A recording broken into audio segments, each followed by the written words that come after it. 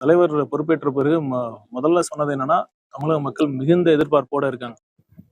பாத்தீங்கன்னா மற்ற எல்லாத்தையும் கட்சிகளும் புறந்தள்ளிட்டு தமிழக வெற்றி கழகத்தை தேர்ந்தெடுத்திருக்காங்கன்னா, மக்கள் அந்த அளவுக்கு ஒரு எதிர்பார்ப்பு இருக்காங்க. இது பெரிய பொறுப்பு. இது பதவின்னு தயவுசெய்து யாரும் நம்ப வேணாம்.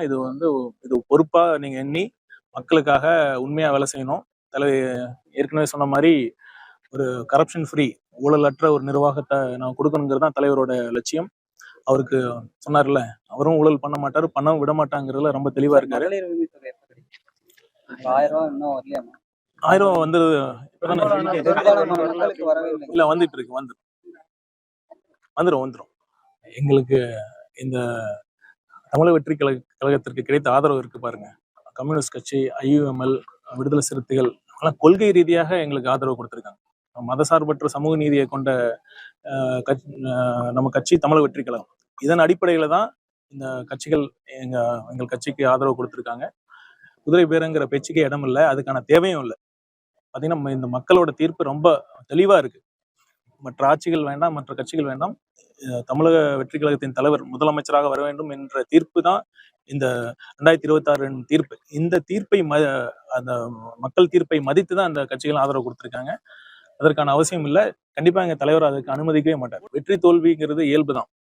தோல்வியிலிருந்து பாடம் கத்துக்கிட்டா அந்த கட்சிக்கு நல்லது. இதுவும் கீழே விழுந்தாலும் மீசையில மண் ஓட்டலங்கிற கதையா, இத்தனை சதவீதம் ஓட்டு வாங்கியிருக்காங்க, இத்தனை சதவீதம் மக்கள் வாக்களிக்கவில்லை அப்படின்னா, இதுக்கு முன்னாடி நடந்த திமுக ஆட்சியில 100% திமுகவுக்கு மக்கள் வாக்களிச்சாங்களா என்ன? இந்திய ஜனநாயக முறை first past the post system. அந்த சிஸ்டம், அந்த ஸ்கீம் அடிப்படையில தான் இவ்வளவு நாள் தேர்தலில் நடந்துச்சு. அதன் அடிப்படையில தான் திமுகவும் இத்தனை வருஷம் ஆட்சி பண்ணாங்க. அதை விட்டுட்டு இந்த மாதிரி சிறுபுலத்திலமா பேசிட்டு இருக்காரு. இதுல இருந்து ஒண்ணு நல்லா தெரியுது, அவங்க மக்கள் தீர்ப்பை அவங்க மதிக்கல, அவங்க தவற என்ன பண்ணாங்க, ஏன் மக்கள் அவங்களுக்கு இந்த தீர்ப்பை வழங்கினாங்கிறத அவங்க புரிஞ்சுக்கல. ஒரு விதத்துல பார்த்தா நல்லதுதான், அவங்க இப்படியே இருக்கட்டும், மக்கள் அவங்க கண்டிப்பா அடுத்த அவங்களுக்கு ஓட்டு போறதில்லை. இலாக்காக்கள் முன்ன அறிவிக்கப்படாம இருக்கு, விரைவில் அறிவிக்கும். இதுல அதிமுக அமைச்சர்கள், முன்னாள் அமைச்சர்கள் இடம்பெற வாய்ப்பு இருக்கான்னு ஒரு சந்தேகம் மக்கள் மனதில் ஒதுக்கப்படும். வேலுமணி, CV சண்முகம் போன்றவர்களுக்கு முக்கிய இலாக்காக்கள் ஒதுக்கப்படும் ஒரு இதை பற்றிய முடிவு முதலமைச்சர் எடுப்பார். சார், சென்ற திமுக ஆட்சி மத்திய அரசோடு எதிர்நிலைப்பாட்டோட ஆட்சி நடத்தினாங்க. இப்ப நீங்க வந்திருக்கிற தாவேக்கா மத்திய அரசோடு எப்படி நீங்க இணக்கமா போவீங்க?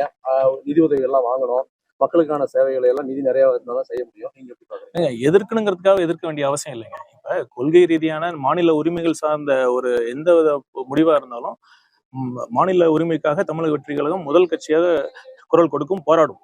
அதை தவிர இந்தியா ஒரு கூட்டாட்சி நாடு, இட்ஸ் எ ஃபெடரல் ஸ்டேட். அதனால இது மாநில உரிமை சார்ந்தது. இந்த நிதியை நாங்க ஒரு இணக்கமான சூழ்நிலையில தான் நாங்க அணுகுவோம். we want to cooperate with the union government.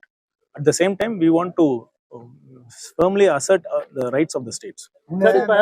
தாவேகாவில் முன்னாள் மாற்றுக் கட்சியினர் இப்ப இணையறாங்க.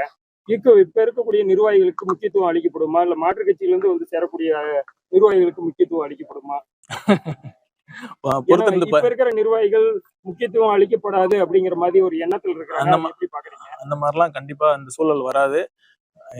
தலைவர் அவர்களும் சரி, பொதுச் செயலாளர் அவர்களும் சரி, ஆரம்பத்துல இருந்து சொல்ற விஷயம் என்னன்னா, இவ்வளவு நாள் உழைத்த நிர்வாகிகளுக்கு கண்டிப்பாக உரிய அங்கீகாரம் கொடுக்கப்படும். நீட் தேர்வு இப்போ இது மறுபடியும் எழுதணும்னு சொல்லியிருக்காங்க. ஏற்கனவே எழுதுன நீட் தேர்வு ரத்து பண்ணியிருக்காங்க. இப்ப அதனால இங்க இருக்கக்கூடிய மாணவர்கள் சிரமப்படுறாங்க. கண்டிப்பா அதான் எங்க தமிழக வெற்றி கழகத்தின் நிலைப்பாடு என்னன்னா, இந்த மாதிரி நாடு ஃபுல்லா ஒரு தேர்வு முறை ஏற்புடையது இல்லை. ஏன் ஒரு நாடு ஃபுல்லா இத்தனை பேர், இத்தனை லட்சம் மாணவர்கள் எழுதக்கூடிய ஒரு தேர்வுல இவ்வளவு லட்சம் கொஸ்டின் பேப்பர்ஸ் எல்லாம் இருக்கிறப்ப கண்டிப்பா ஏதோ ஒரு இடத்துல இந்த மாதிரி லீக் ஆகிறதுக்கான பாசிபிலிட்டிஸ் இருக்கதான் செய்யுது. இது கல்வி, மருத்துவம் மாநில பட்டியலில் வரணும். அதுதான் தமிழக வெற்றி கழகத்தின் கொள்கை முடிவு. அதற்காக தான் நாங்க போராடுவோம். இந்த நீட் மாதிரி தேர்வுகள் தேவையில்லை என்பதுதான் தமிழக வெற்றி கழகத்தின். நாங்க நீட்டை ஆரம்பத்திலிருந்து எதிர்த்துக்கிட்டு தான் இருக்கோம். விரைவில் இதற்கு சட்டப்பூர்வமான என்னென்ன ஆக்ஷன்ஸ் பண்ணமோ அதுவும் பண்ணுவோம். அந்த இடைப்பட்ட காலத்துல நாங்க என்ன கேட்டிருக்கோம்னா, தமிழக வெற்றி கழகம் மருத்துவம் ஒரு தனியான ஸ்பெஷல் கன்கரண்ட் லிஸ்ட்ல கொண்டு வரணும். இது மாநிலமே, இது மாநில உரிமை சார்ந்தது. இது மாநிலம் மருத்துவ நுழைவுத் தேர்வு அட்மிஷன்லாம் மாநிலமே பண்ணணுங்கிறது தான் எங்க நிலைப்பாடு. இதற்காக தொடர்ந்து போராடுவோம்.